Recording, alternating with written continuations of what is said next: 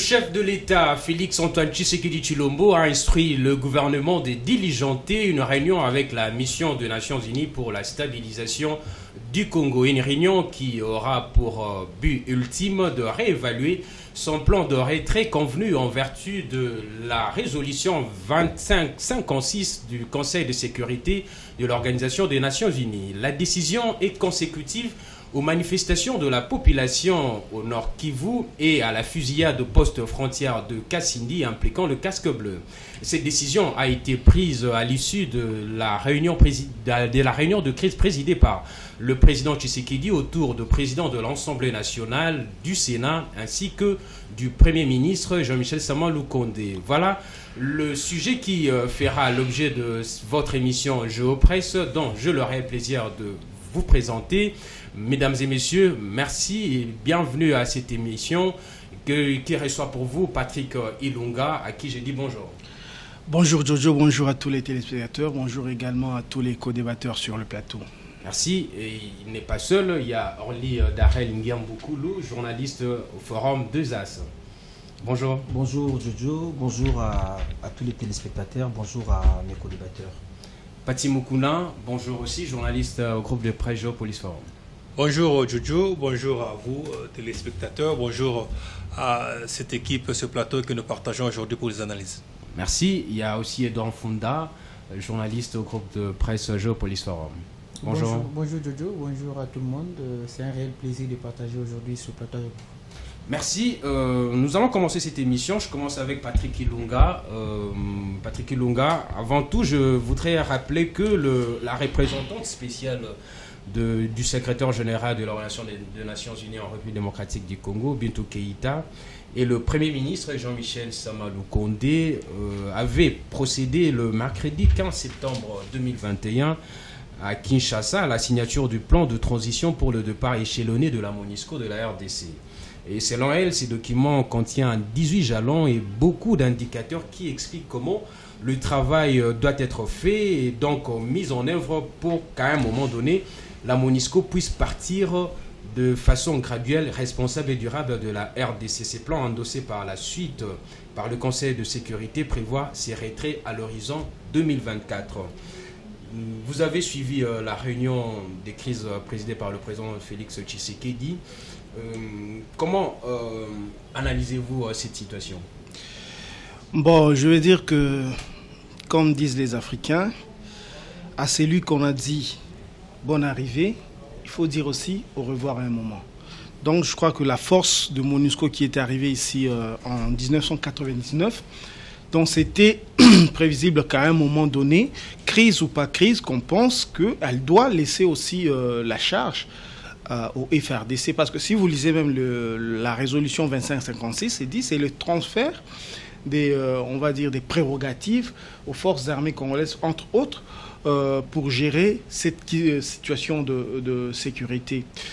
Alors, la MONUSCO, aujourd'hui, on l'analyse sous le prisme de la crise qu'il y a eu aujourd'hui. En réalité, il fallait bien qu'on en arrive là à s'interroger, parce que, bon, une force qui a autant d'hommes armés, si elle n'arrive pas à mater l'insécurité, à un moment donné, on peut s'interroger. C'est vrai que le Conseil de sécurité a plusieurs fois revu on va dire le mandat de la MONUSCO. Bon. Mais d'ordinaire, depuis toujours, les forces de Nations Unies ont toujours été des forces d'interposition. Donc, dans l'absolu, on ne pouvait pas s'attendre à ce que la MONUSCO soit une force pour attaquer. C'est une force qui est là, qui n'utilise la force qu'en cas de légitime défense, généralement. Oui. Alors, aujourd'hui, faire partir la MONUSCO, est-ce que ça va régler en réalité nos problèmes d'insécurité? Je doute fort. Parce que, bon, la MONUSCO, elle a peut-être ses limites. Mais est-ce que du côté de l'armée congolaise, il n'y a pas plus grave limite encore? Parce que si on doit paraphraser le chef de l'État, c'est vrai que je n'aime pas beaucoup parler de corps habillé comme on dit, mais le chef de l'État a lui-même dit qu'il y a une sorte de mafia qui règne dans l'armée. Donc je crois que faire partir la MONUSCO, peut sembler une solution, mais en réalité, ça peut aussi aggraver la question.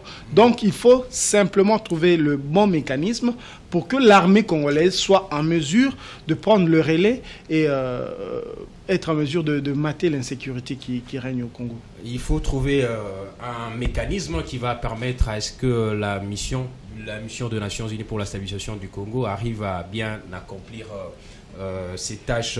Orly Darel Ngambokoulou, vous avez suivi le président de la République. J'ai rappelé ici même la signature même le travail qui a été fait entre le Premier ministre et Bintou Keïta pour la signature du plan de transition pour le départ échelonné de la MONUSCO. Mais aujourd'hui, il faut réévaluer le plan de sortie de la MONUSCO. Qu'est-ce qu'il faut réévaluer d'après vous? Merci Jojo. Je crois que, comme il a été dit par Patrick, il était tout important que nous puissions nous asseoir, nous arrêter à un moment donné pour évaluer l'incidence de la présence de la MONUSCO sur les territoires congolais plusieurs décennies après. Donc, je crois que, contrairement à ce qui se raconte, il n'était pas important. En fait, les manifestations qu'il y a eu des populations qui ne juraient que pour le départ de la MONUSCO, ce n'est pas vraiment ça les déclics. Donc, il était tout à fait normal, manifestation ou pas, il était important que plusieurs décennies après, nous puissions nous asseoir avec la MONUSCO pour savoir qu'est-ce qui justifierait encore la prolongation de l'air bail sur les territoires congolais. Je crois que les éléments les principaux éléments qui doivent être sur la table des discussions qu'il faut évaluer, c'est l'incidence de la MONUSCO. Des décennies après, qu'est-ce que la MONUSCO a fait concrètement? Quelle a été son incidence? Dans quelle mesure la MONUSCO a contribué aux efforts au niveau national de la sécurisation de civils? Je crois que c'est l'élément fondamental qu'il faut analyser.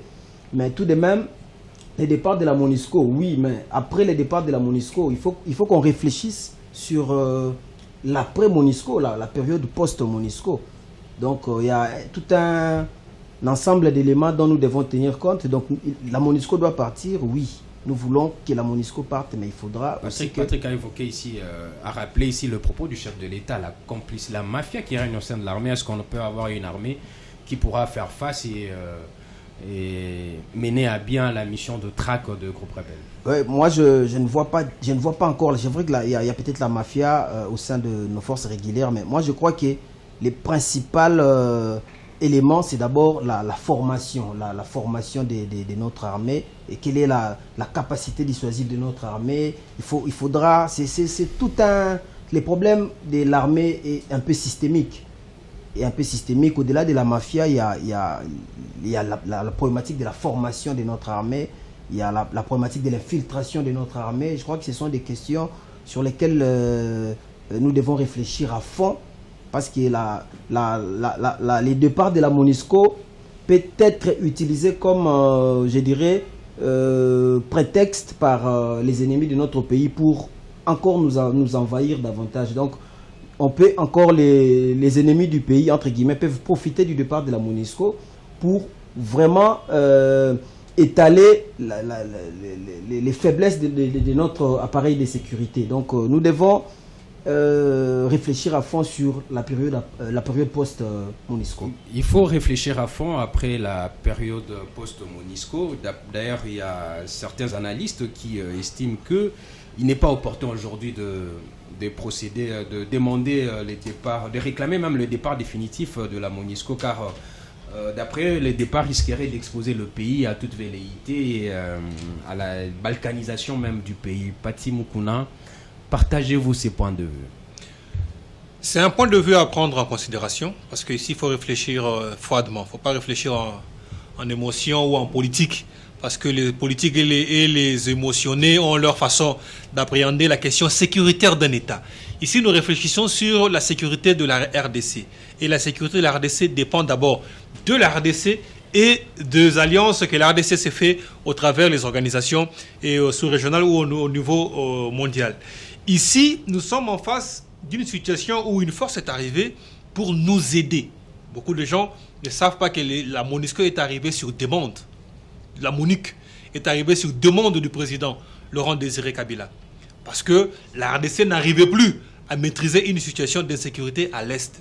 Parce que la Charte des Nations Unies dit ceci. Lorsqu'il y a rupture de la paix, il impose à l'État d'abord de rechercher la paix. Donc lorsque vous avez une rébellion qui commence chez vous, c'est d'abord de votre droit de mater la rébellion. C'est lorsque cela vous dépasse que vous demandez l'aide. En tant que membre des Nations Unies, vous pouvez recourir et demander de l'aide pour qu'on vienne vous aider. Vous aider, s'explique que pendant que la force est là, vous devez aussi travailler pour atteindre les niveaux sécuritaires nécessaires pour qu'au bout de quelques moments, que la force se retire et que vous soyez à mesure de continuer à assurer votre propre sécurité. Or, aujourd'hui, si on posait la question ici, ce n'est pas le cas. Parce qu'on compte les années de la MONUSCO, on dit ils ont fait 20 ans. Est-ce qu'en 20 ans, avons-nous aussi fait les mêmes efforts d'adapter une sécurité qui va faire à ce que, lorsque la MONUSCO se retire et que nous restions sécurisés?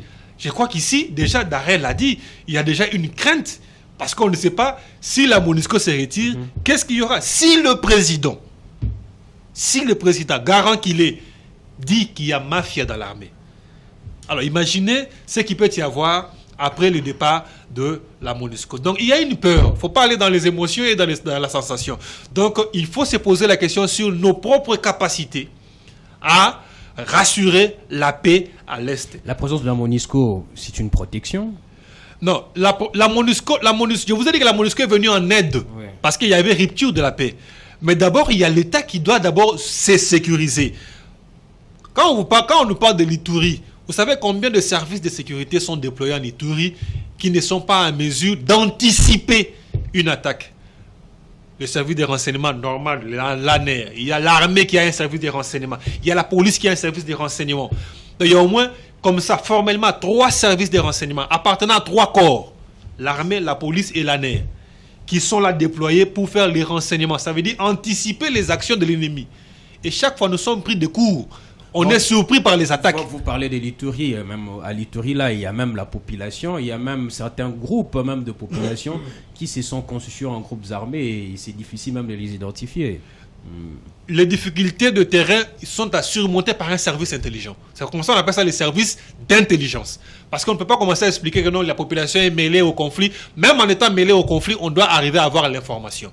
Donc aujourd'hui, nous avons un problème sécuritaire. Le système défensif, il est déficitaire. Ça veut dire que nous n'arrivons pas à s'assurer en amont en termes de renseignement et en aval en termes de l'armée de défense nationale comme ça. On n'arrive pas. On doit tout le temps nous donner un coup de pouce pour mater une petite rébellion de 2000, 3000 personnes.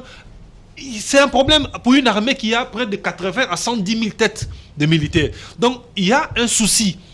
L'inefficacité de la MONUSCO, elle est prouvée, elle est là sur la table. Mais est-ce que l'après-MONUSCO est rassurée? Est-ce que la MONUSCO ainsi que les puissances qui motivent l'action de la MONUSCO sont d'accord pour le retrait? Parce que par le passé, ça doit aussi nous renseigner. Lorsqu'il y a retrait forcé, parce qu'il y a des retraits de volonté où la force est retirée, mais les retraits forcés, on a toujours appris qu'il y a eu des problèmes après. Il n'y a jamais eu vraiment de paix après un retrait forcé. Souvenez-vous, en Yougoslavie, lorsque l'ONU est arrivé à Yougoslavie, c'était un conflit inter-Yougoslavie. Mais lorsqu'ils sont partis, l'Yougoslavie a produit autant d'États. Aujourd'hui, nous avons autant d'États là-bas. Alors qu'ils étaient venus dans un conflit opposant un seul État avec des groupes rebelles à l'intérieur. Aujourd'hui, à leur sortie, il y a des Croates, il y a des Serbes, il y a autant d'États, les Kosovo, qui sont là. Donc, les retraits forcés ne sont pas vraiment à féliciter ou à encourager. J'ai un doute. Je reste vraiment très douteux là-dessus. Les retraits forcés, il ne faut pas l'anticiper, il ne faut pas le soutenir. C'est Edouard Mfunda, c'est d'après les protocoles, le plan de sortie qui a été signé entre la représentante des Nations Unies, du secrétaire général des Nations Unies et le chef du gouvernement congolais. L'ONU prévoit, ces plans prévoient le retrait à l'horizon 2024. C'est tout à fait raisonnable, Edouard Funda. Moi, je crois que je ne m'inscris pas d'abord dans la logique de mes prédécesseurs qui ont dit qu'il faut penser l'après-MONUSCO, parce qu'avec MONUSCO, rien n'a changé.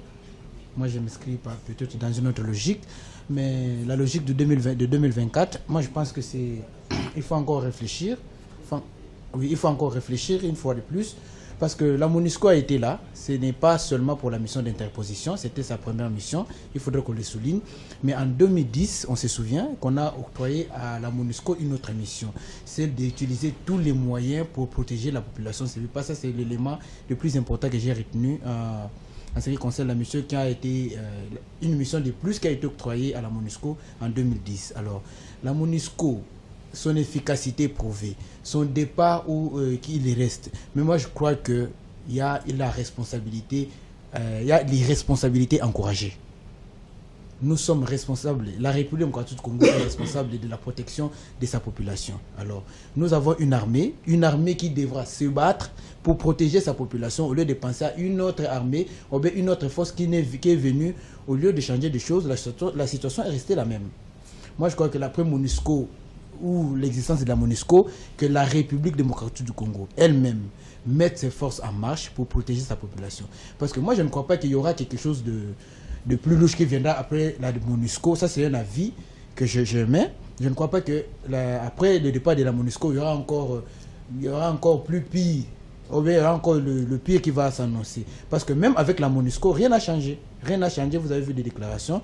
La population s'est approchée de la MONUSCO pour lui demander de partir. Ça, c'était avant que d'autres informations reviennent. Le président de la République lui-même l'avait dit que personne ne peut douter aujourd'hui que le Rwanda agresse la République démocratique du Congo. Et la MONUSCO avait mis en doute les propos du président de la République parce qu'il avait peu de temps après dit qu'il n'y a réellement aucune force remarquée sur le terrain, malgré des drones ou tout le matériel que peut avoir la MONUSCO. Il n'y a pas de militaires rwandais sur le sol congolais.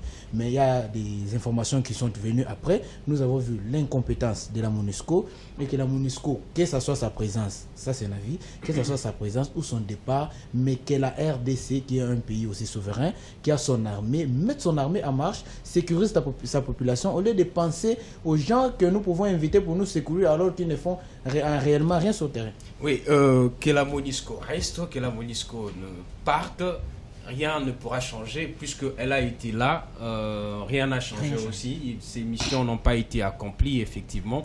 Ce que dit Edouard Funda, Patrick Ilunga, que la MONUSCO reste ou parte, rien ne pourra changer. C'est à l'armée congolaise et au gouvernement congolais de réorganiser les choses pour défendre son territoire et sa population.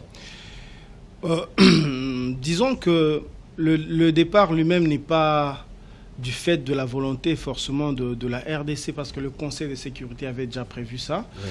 Et donc, il va falloir penser l'après-MONUSCO, contrairement à ce que Edouard peut dire. Donc, moi, je crois que en général, si vous regardez bien les armées de Nations Unies en Afrique, ça se solde généralement par des échecs.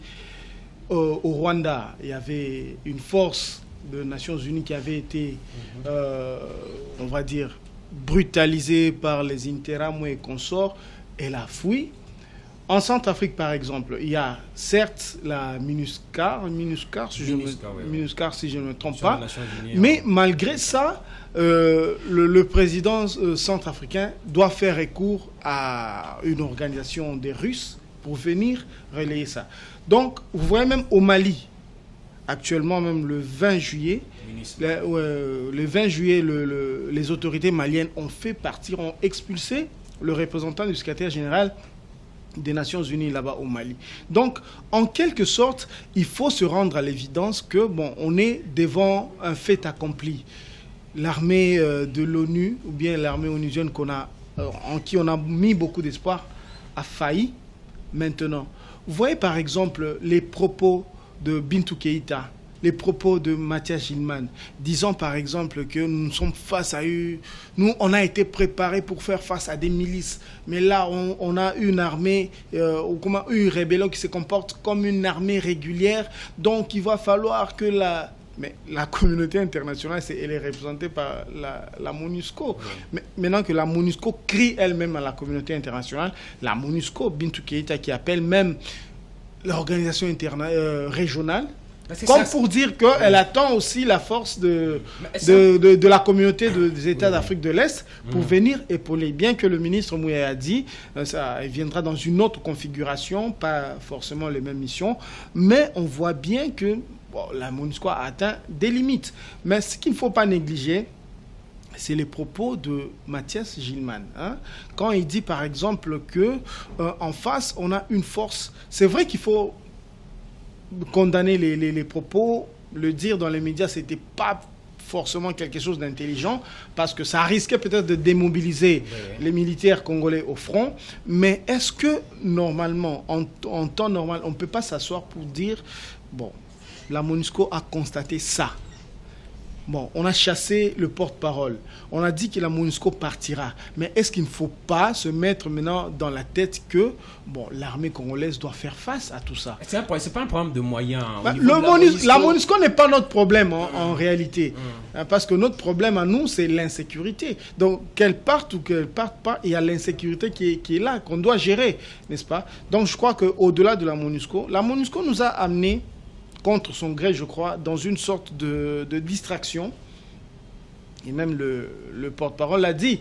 Pendant qu'on se concentre sur la MONUSCO, il y a d'autres fonds. Moi, il y a des organisations de société civile de Butembo qui m'ont envoyé des textos pour dire qu'à tel village, il y a des populations qui sont en train de fuir. Parce que pendant qu'on se concentre sur la MONUSCO, le M23 et d'autres groupes armés se réorganisent. Donc, MONUSCO ou pas, on a un autre problème qui est l'insécurité qu'on doit gérer.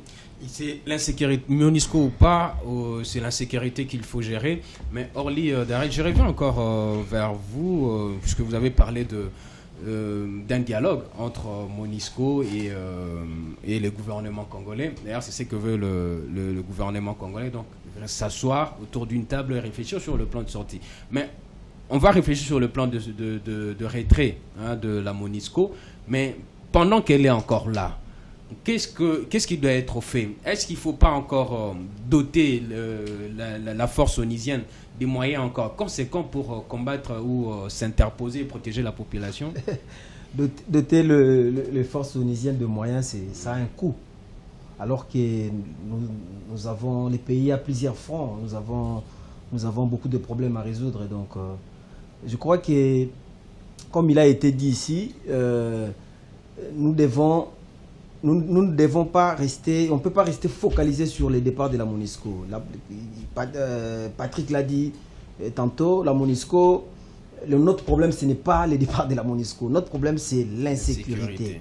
Donc, pour enrayer cette insécurité, les solutions sont connues. Nous devons, je crois que notre pays, nous devons rester sur nos gardes. Nous devons plutôt renforcer notre armée que de chercher encore à mettre les moyens à la disposition de la MONUSCO. Je crois que ces vents, en fait, ça ne commence pas à la RDC. Il a été dit ici, c'est dans plusieurs pays du monde déjà. La MONUSCO, les missions onisiennes ont montré leurs limites, lesquelles limites ont poussé les populations locales à en appeler à leur départ, peut-être précipité ou peut-être planifié. Et je crois que ça doit maintenant nous faire réfléchir les États, pas seulement africains, mais les États du monde entier, pour dire qu'il est temps qu'on change un peu des paradigmes, qu'on change un peu les approches. Alors, au lieu que ce soit toujours, M. Moukouna l'a dit, quand un État est attaqué et que l'État en question n'a pas suffisamment de moyens militaires, des moyens sécuritaires pour faire face à cette menace, l'État fait appel à la MONUSCO.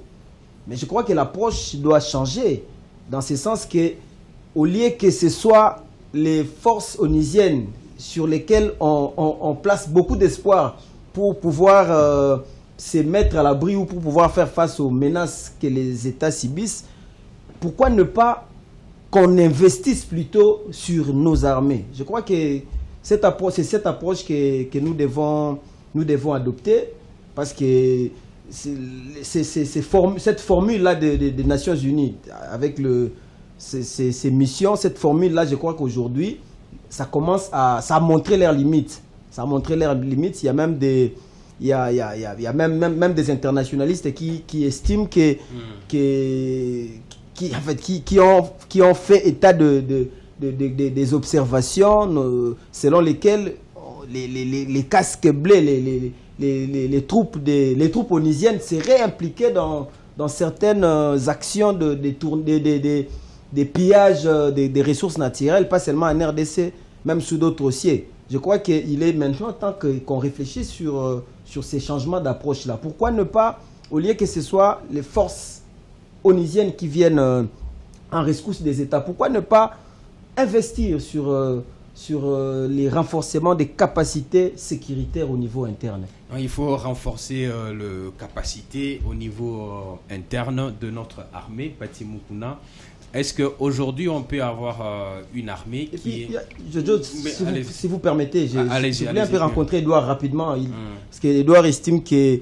Qu'est-ce que tu as dit tout à l'heure? Edouard estime que même les départs de la MONUSCO, sera égal à la présence de la MONUSCO. Non, Edouard, quand vous savez, en termes de responsabilisation, ça joue sur quelque chose. Quand c'est différent, lorsqu'on sait que nous avons la MONUSCO pour nous appuyer, et lorsqu'on sait qu'on a personne pour nous appuyer. Quand vous êtes agressé chez vous et que vous avez un voisin qui vient vous aider, ça, en termes de responsabilité, vous vous battez, mais vous comptez aussi sur ses soutiens. Mais quand vous savez que vous êtes seul et que vous n'avez personne pour vous aider, il y a une responsabilisation. Donc, même en termes de responsabilisation, il y aura une incidence. Les départs de la MONUSCO, même si ça ne va pas automatiquement améliorer notre appareil sécuritaire, mais ça va jouer dans le sens de prendre conscience que nous devons, maintenant que la MONUSCO est partie, nous devons travailler sur les renforcements de notre dispositif sécuritaire. Il faut renforcer notre dispositif. Donc le départ de la MONUSCO ne sera jamais égal à la présence de la MONUSCO à tout point de vue. Oui, Edouard, je vais revenir, mais je prends tout d'abord Pati Mukuna. Il faut renforcer notre appareil sécuritaire. Il faut renforcer les capacités de notre armée. Est-ce qu'aujourd'hui, avec l'armée que nous avons aujourd'hui, est-ce qu'on peut espérer aujourd'hui avoir, disons, un territoire protégé, sécurisé? On peut espérer aussi à cela. On ne peut pas espérer, d'autant plus que les appétits n'ont pas disparu. Le problème de fond, c'est les appétits que crée l'espace qu'on appelle la RDC. Ces appétits ne changent pas, ça ne fait que s'agrandir, et en termes de consommateurs et en termes de besoins.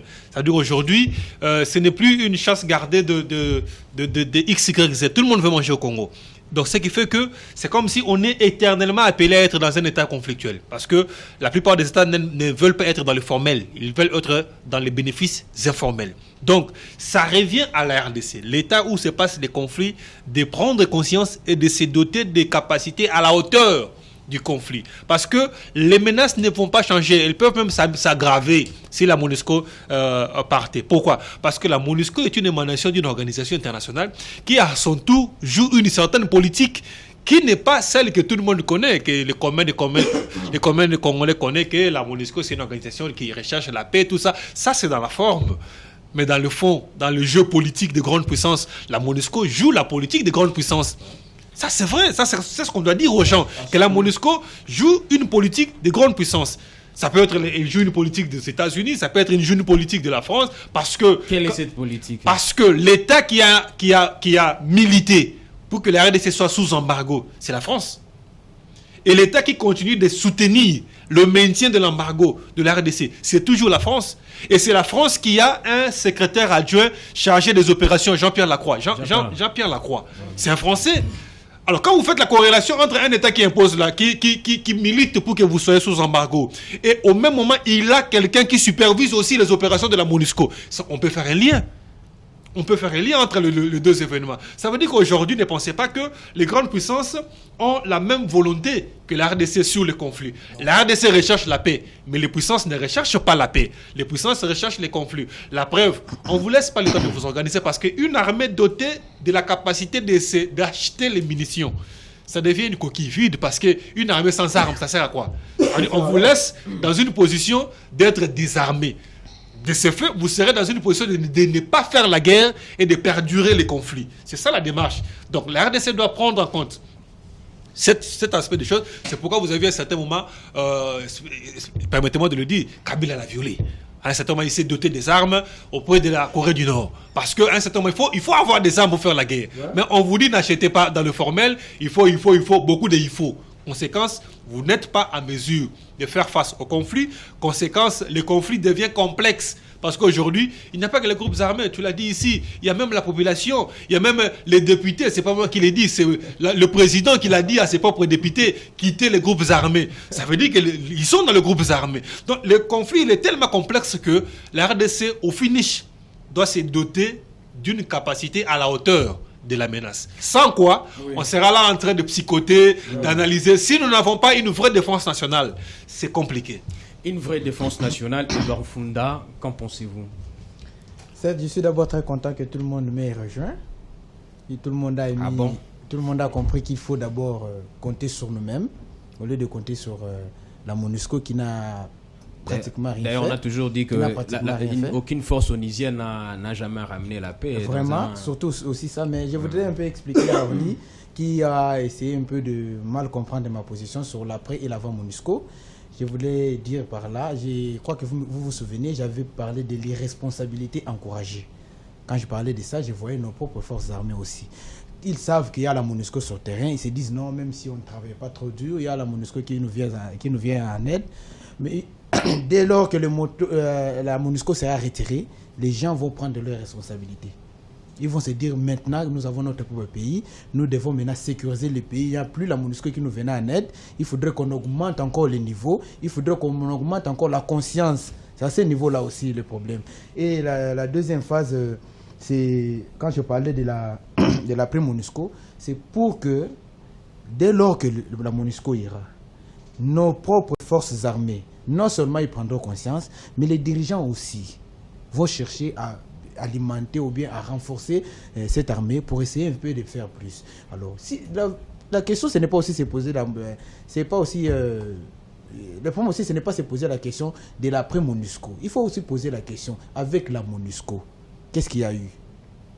Vous voyez, parce que tout le monde peut penser à la MONUSCO, mais ce parti qu'on a parlé de la politique des grandes puissances au niveau de la MONUSCO. Oui, on ne refuse pas, mais cette même politique-là peut être jouée déjà, peut être en train de se jouer jusqu'à présent, même avec la présence de la MONUSCO. Si on dit on retire la MONUSCO, non, les grandes puissances vont encore amplifier les moyens d'entrer en République démocratique du Congo et créer l'insécurité. Mais c'est la même chose, même avec la MONUSCO. Si déjà une politique au niveau international qui se joue contre la République. On a cité Jean-Pierre Lacroix qui est au même moment chargé de mission de la MONUSCO, qui est contre l'embargo et qui appuie l'embargo de la RDC à l'achat des armes. Mais c'est la même chose, ça veut dire qu'il y a déjà un jeu qui est en train de se jouer. Que nous laissions bien la République laisse la MONUSCO, qu'il fasse partie de la MONUSCO. Il y a toujours même cette puissance-là. L'embargo sera toujours là. L'embargo sera toujours là, même ça serait joué maintenant, même avec l'existence de la MONUSCO sur le terrain. Peut-être qu'il y a déjà un jeu. Il n'y a pas longtemps, je l'avais dit ici, on ne sait pas, on dit toujours les États n'ont pas d'amis, ils n'ont pas des ennemis, mais ils ont des intérêts à préserver. Alors, ce n'est pas parce qu'on nous vient en aide, parce que nous savons que la MONUSCO et les Nations Unies sont financées à 80% par des grandes puissances. Par des grandes puissances, bien sûr. Et nous sommes un pays stratégique. Nous avons tout ce que nous pouvons avoir, vous le savez, vous et moi, nous avons des minéraux stratégiques. Vous pensez réellement que ces gens viendront avec la MONUSCO seulement pour assurer notre sécurité? Il y a encore une autre mission derrière. Est-ce qu'ils nous laisseront avec le cobalt et tout ce que nous avons ici, que nous surveillons des sorties, des entrées du cobalt dans notre propre pays et qu'eux viennent négocier normalement avec toute la puissance qu'ils ont? Mais moi, je crois que la MONUSCO telle qu'elle est là, au regard de toutes des faits, des faits de la MONUSCO et la sortie médiatique même du porte-parole de la MONUSCO qui n'a pas su assurer notre sécurité interne. Parce que c'est notre sécurité, c'est nous qui vous avons invités. Vous venez nous aider pour assurer notre sécurité. Vous ne pouvez pas nous le dire nous-mêmes au niveau interne, il faudrait que vous le disiez à la RFI, que la RDC et nous-mêmes la MONUSCO, nous ne sommes pas en mesure d'assurer de faire face au M23 qui se présente comme un mouvement une armée régulière. Une armée régulière. Ce n'est pas normal. Ce n'est pas normal. Pourquoi? Parce que vous deviez suivre notre lignée de sécurité. Nous, malgré nos faiblesses, vous avez vu comment toute la population congolaise, la RDC, toute la population congolaise a été derrière les FRDC. Ce n'est pas pour dire que nous sommes faibles, on doit s'éteindre. Non, on ne s'est pas tué. On a acheté les habits, on a fait des chansons, on s'est battu, on a fait des publications pour soutenir, malgré notre faiblesse. Ça, c'est au niveau interne. Mais l'ennemi ne doit pas connaître notre position. Si déjà la MONUSCO, qui est l'organisation internationale, et qui est l'émanation d'une grande organisation internationale, qui a son sein de toutes les grandes puissances économiques, politiques et diplomatiques, n'est pas à mesure de faire face au M23. Nous, au niveau interne, nous-mêmes, nous encourageons nos populations. Alors, nous, la RDC, moi, je crois que la décision du président de la République de faire partie de la MONUSCO, c'est une décision salutaire. Pourquoi? Parce que si la MONUSCO reste, il va jouer le jeu. Il joue déjà le jeu de la communauté internationale. Mais même si on le faisait partie, on ne peut pas manger les omelettes sans casser les œufs. On ne peut pas manger les omelettes sans casser les œufs. Il faudrait qu'on essaye, permettez oui. que j'ajoute un peu, il faudrait qu'on essaye un peu de casser les œufs pour qu'on mange les omelettes. Ça peut arriver, mais on doit faire face. Tous les pays du monde, tous ceux qui sont développés ont connu des problèmes. On connaît le mouvement du 14 juillet en France. Les gens sont morts. On connaît des massacres de partout dans le monde. Oui. Mais nous devons d'abord nous battre au niveau interne pour sécuriser sa famille. Ce n'est pas parce qu'il y a des Kounouna qui viennent dans la maison, un papa va sauter, laisser ses enfants. On accepte. Un papa se met d'abord en garde, voir s'il faut commencer par tuer mes enfants, commencer par moi. D'accord, Edouard Funda. Donc on ne peut pas manger les omelettes sans casser les œufs. Il faut casser et puis faire les omelettes. Et puis vous mangez. Patrick Ilunga, vous avez suivi le rapport du groupe d'experts de l'Organisation des Nations Unies. Qui indique que l'armée rwandaise a lancé les interventions militaires contre les groupes armés congolais et les positions des FARDC depuis novembre 2021 jusqu'en juin 2022. Et le gouvernement congolais a salué ces rapports et a appelé les conseils de sécurité à tirer toutes les conséquences afin d'obtenir le retrait définitif du M23 de toutes les localités occupées et soutenir le processus judiciaire devant aboutir à la condamnation de coupables et à la réparation en faveur de familles de victimes. Quelle est votre réaction? Les gouvernements ont salué cela. Bon, d'abord, j'ai des choses à dire par rapport à la MONUSCO et par rapport à l'armée. Il faut dire qu'au niveau interne, le gouvernement est en train de penser, a déjà mis en place une programmation spéciale pour que, déjà à partir du budget de 2023, que 1 milliard de dollars soit consacré à l'organisation du système de sécurité en général, pas seulement à l'armée. Et puis, je voudrais peut-être dire aussi que la RDC, il faut un petit peu nuancer, n'est pas sous embargo de manière formelle, c'est-à-dire que comme l'embargo qu'on comprendrait n'est pas acheter des armes. Présenter un projet. Elle doit acheter, mais en faire part toujours au Conseil de sécurité. C'est qui, mais peut-être porte atteinte peut-être à notre secret défense. On n'a pas forcément le secret défense là-dessus. Et ce qui m'a fait réfléchir un petit peu, quand on regarde ce qui s'est passé, et je suis toujours dans le dossier MONUSCO, quand on regarde ce qui s'est passé à Kassindi, par exemple, une force qui arrive, qui tire et qui tue.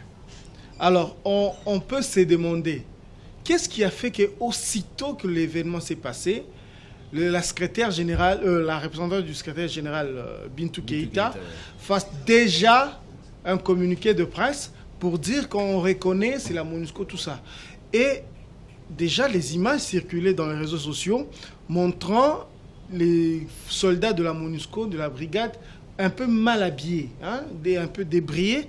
On s'est demandé, moi je pensais d'abord que c'était une fake news. On s'est demandé, est-ce que c'est vraiment la MONUSCO? Mais j'étais surpris que le ministre... On les a qualifiés même des ADF là. Voilà, le ministre de l'Industrie, ancien gouverneur du Nord Kivu, disent que non, c'était vraiment le militaire de la MONUSCO. Alors il faut se demander, est-ce qu'ils ne sont pas eux-mêmes infiltrés? Est-ce qu'ils n'appliquent pas une politique une mauvaise politique pour déstabiliser la RDC. Alors, moi, je souhaite que des enquêtes vraiment arrivent à leur terme pour savoir. Bon, maintenant que le chef de la MONUSCO, Bintou Keïta, a dit, c'était les militaires de la brigade d'intervention qui revenaient de congé. Ah, bon. Donc, on peut aller en congé avec armes dans un pays étranger. On va en congé avec fourgon, c'est-à-dire blindé, char de combat, en congé. Alors moi, je souhaite qu'il y ait vraiment une enquête là-dessus pour nous dire qu'est-ce qui s'est réellement passé. Alors, Pati Moukouna, qui fait des analyses internationales, ce qui me plaise beaucoup, a dit quelque chose. La MONUSCO applique la politique des grandes nations, des nations qui sont, on va dire, qui sont décideurs. Oui. Et ce n'est pas faux. Alors, dans une pensée que j'avais, je crois, évoquée il y a une semaine ici sur ce même plateau, de l'école de réalisme en relations internationales, on dit, entre les nations, c'est l'anarchie qui règne. Alors, si vous êtes dans la pensée idéaliste d'imaginer que la paix viendra du Conseil de sécurité, vous vous trompez. On dit aussi dans la pensée réalisme que c'est la force qui fait le droit. Donc, vous n'êtes pas fort, on vous écrase pour vous minérer. Il ne faut pas continuer à pleurnicher Conseil de sécurité. Non, organisez-vous, soyez forts, simplement. Donc, je crois que c'est cette question qui m'a beaucoup fait réfléchir cette semaine. Mais par rapport au rapport de groupe d'experts de Nations Unies, je crois que c'est un secret des polichinelles de dire, par exemple, que le Rwanda soutient les rebelles. On a vu ici l'armée rwandaise entrer, on était très jeunes, on a vu quelqu'un de la force de sécurité de l'armée rwandaise devenir chef de l'armée ici, James Kabarebe. Ce n'est pas un secret. L'armée rwandaise s'est battue avec l'armée ougandaise ici au Congo. Ce n'est pas un secret de dire, bon, le M23, ça découle de quoi? Du CNDP. Où est le chef de CNDP aujourd'hui? Il est où? Au Rwanda. Où est l'autre, Bosco Ntaganda? Il était général ici, dans la force au FARDC. Mais quand il a fui au Rwanda, on a demandé, mais il faut l'extrader. Il a dit, non, c'est notre enfant, c'est un Rwandais. Voyez-vous? Donc c'est un secret de polichinelle que de dire que bon, le Rwanda soutient et finance des rébellions au Congo. Alors, le groupe des experts a dit même, parce que selon un communiqué de FARDC, il y a eu 500 militaires de la RDF, c'est-à-dire Rwandan Force Defense, qui a épaulé les M23 à se saisir des cités stratégiques comme Bunagana, Kibumba et consorts. Mais selon le rapport des experts, il y a eu même plus de 500, c'est-à-dire selon le témoignage, il y a eu autour de 900 à 1000 soldats rwandais qui sont entrés au Congo pour soutenir les rebelles. Mais hier, en suivant ce dossier, j'étais quand même étonné, bon, pas étonné, mais bon, je suis tombé sur le communiqué de Yolande Makolo, qui est porte-parole du gouvernement rwandais, qui dit non, c'est des choses comme ça, un rapport qui n'est pas validé, qui n'est pas publié, parce qu'il n'est pas encore publié, hein. Il a été transmis au Conseil de sécurité, mais il n'a pas été validé, donc c'est des choses comme ça, on raconte des histoires. Et Yolande Makolo, qui est porte-parole du gouvernement rwandais, dit aussi longtemps que la question de FDLR ne sera pas réglée, la paix ne sera pas garantie dans la région de Grand Lac. Donc on est retombé dans cette question-là. Oui. Quand on coince Kagame un petit peu pour dire mais les FRDC ont combattu beaucoup, les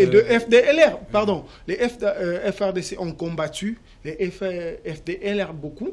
Ils ont neutralisé beaucoup de leurs dirigeants au Congo et ils ont autorisé, c'est-à-dire l'armée congolaise a beaucoup autorisé l'armée rwandaise venir traquer les FDLR. Les FDLR ne constituent pas forcément aujourd'hui une force pour déstabiliser le Rwanda. Quand vous coincez Paul Kagame sur cette question, il dit, bon, de toute façon, la grande question, c'est la minorité rwandophone congolaise qui n'est pas bien gérée.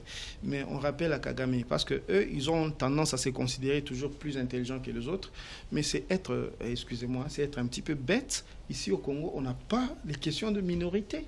Je l'ai déjà dit plus d'une fois, c'est-à-dire qu'il y a plus de 450 ethnies. D'abord, on n'a même pas une langue qui nous unit. Donc, même les Belges ont dû recourir à une politique pour diviser le Congo en termes de région linguistique, c'est-à-dire les Swahili ici. Donc, on n'a pas une tribu qui peut être considérée comme majoritaire et minoritaire. C'est des questions rwandaises qu'on essaie de nous transposer ici au Congo.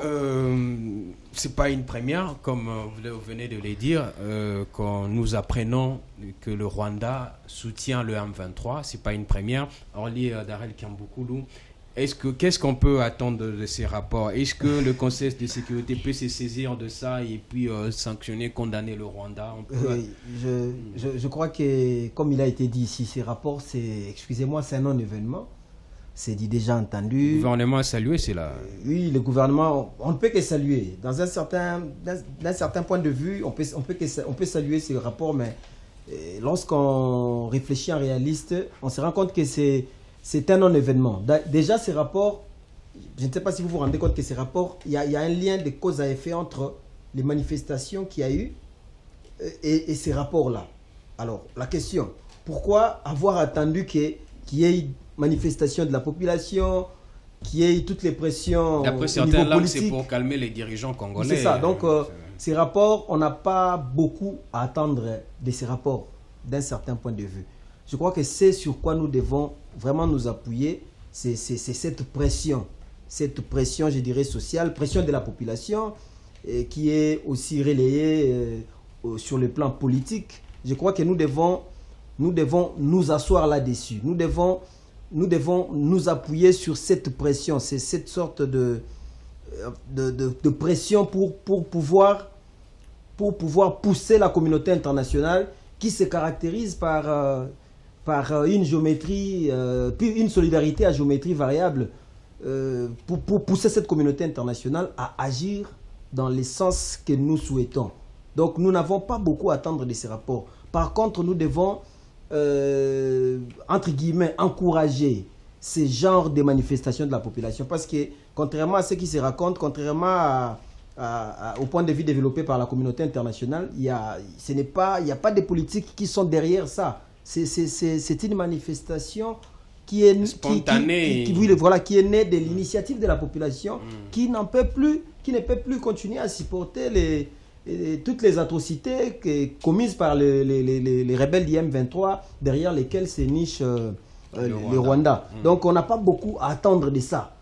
Mais par contre, la RDC, je crois que ce qui se passe actuellement dans notre pays, c'est une occasion en or pour que nous puissions intensifier la pression vis-à-vis de la communauté internationale pour qu'in fine, la paix soit rétablie dans la partie est de notre pays. Donc, la pression que la population est en train d'exercer, la pression que nous exerçons sur le plan politique, j'ai appris qu'il y a même un politicien qui a initié une pétition qui a pour destinataire les secrétaires généraux des Nations Unies pour demander le départ de la MONUSCO. Je crois que ce sont les éléments sur lesquels nous devons nous appuyer. Le Rwanda a utilisé les génocides de 1994 pour changer les rapports de force vis-à-vis de la communauté internationale, l'Occident particulièrement.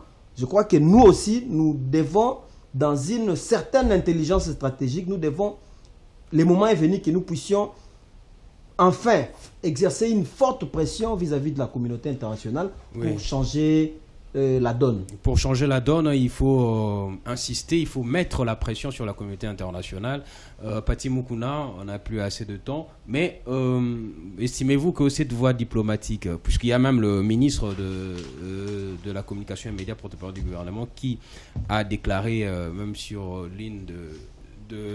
l'un des médias de la place, que le gouvernement a choisi la voie diplomatique. Actuellement, le terroriste du M23 occupe des coins de Bunagana et ne quitte pas, mais l'armée reste toujours dans ses positions, ne va pas attaquer, puisqu'il y a un cessez-le-feu qui a été déclaré.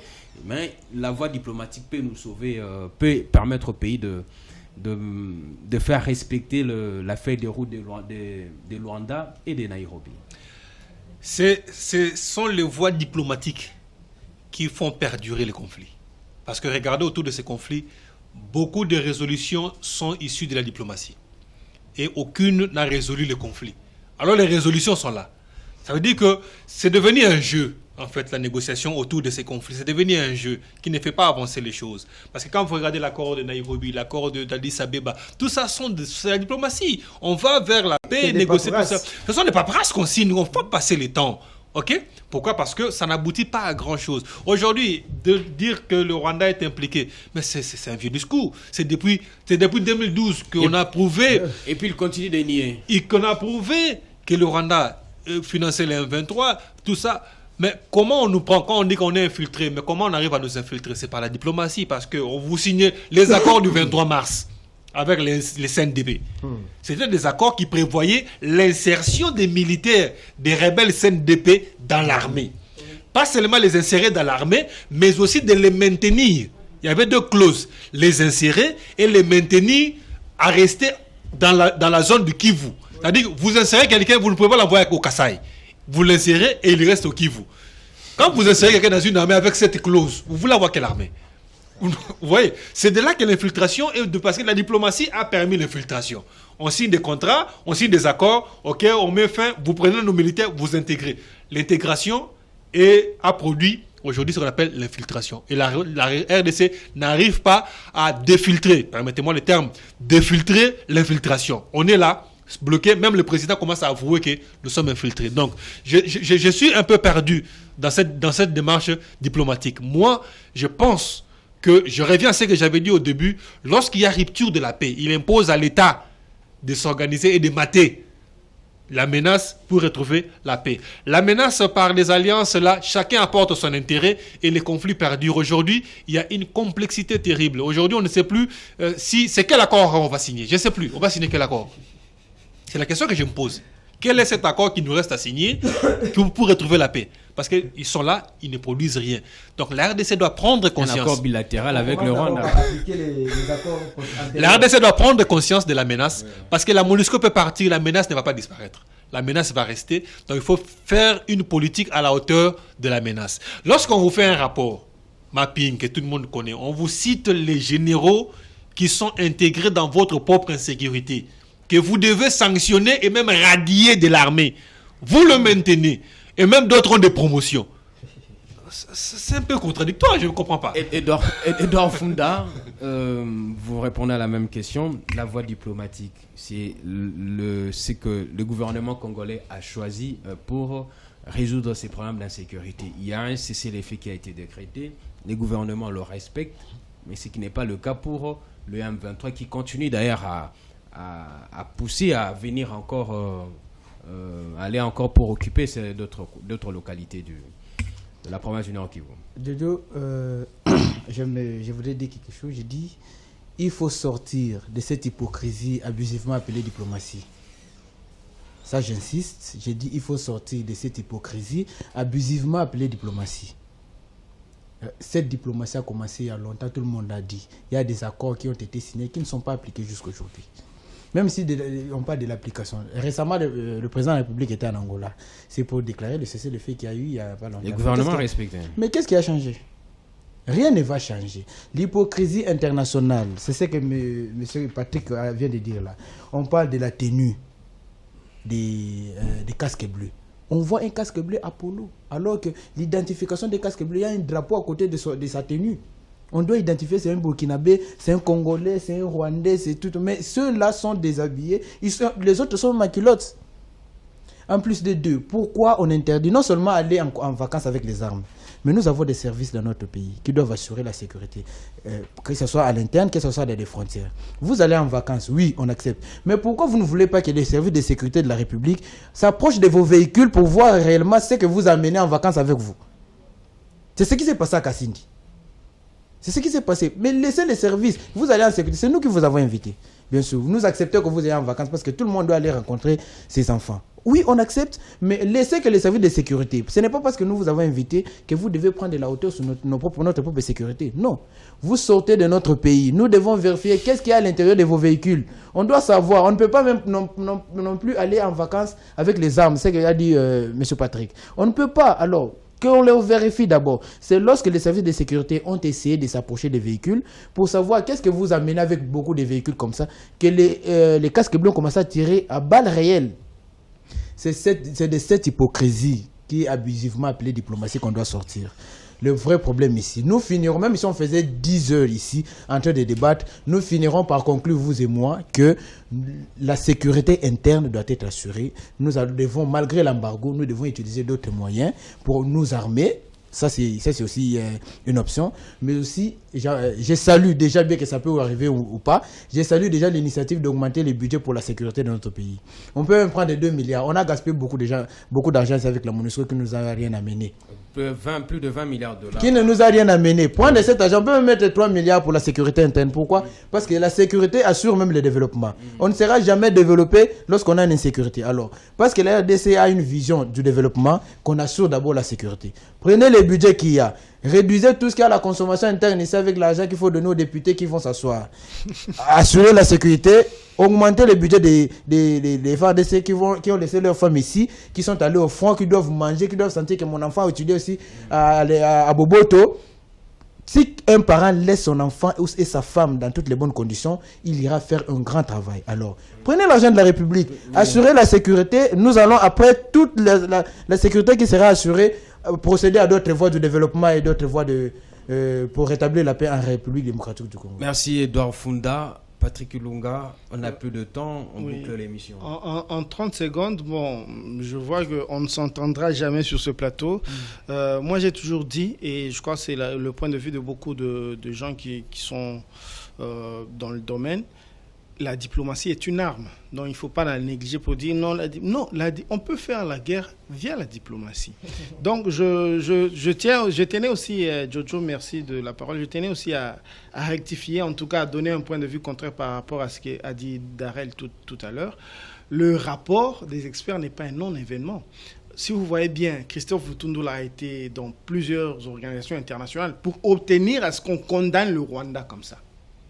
Ni l'organisation de l'Union africaine. Le Rwanda les nie. Non, n'a jamais condamné. Donc, à partir du moment où un rapport arrive au Conseil de sécurité, si on obtient la condamnation via le Conseil de sécurité, je crois que ça peut changer, la pression peut être faite sur les autorités rwandaises. Et puis, on a, par exemple, la commission de relations extérieures du Sénat américain qui a fait pression même sur le secrétaire d'État Anthony Blinken pour qu'il change même la politique de soutien au Rwanda, parce que selon Robert Menendez, le président de la commission du Sénat, il dit clairement, chiffre à l'appui, que le Rwanda soutient des rébellions. Donc je crois que même le secrétaire d'État Anthony Blinken, qui sera au Congo et au Rwanda, peut actionner peut-être la pression pour obtenir un changement. Permettez que je d'accord, merci vraiment. 2 secondes, s'il vous plaît. Non. Juste une phrase. Non, s'il vous plaît. Juste une phrase. S'il vous plaît. On aura encore une autre émission. Juste une phrase. Il y aura un autre numéro et puis on va parler. Déclaré dans les couloirs. Oh non, mais les gens qui nous suivront. Juste une phrase. Merci beaucoup. Nous sommes arrivés à la fin de cette émission. Je dis merci aux invités, Patrick Ilunga, Bassim Mukuna, Orly Daringamboukulu, Don Funda et aussi Armand Monsantou, les réalisateurs de cette émission. Je dis merci, et à vous, fidèles téléspectateurs, merci de votre attention et restez branchés sur le programme des Géopolis TV.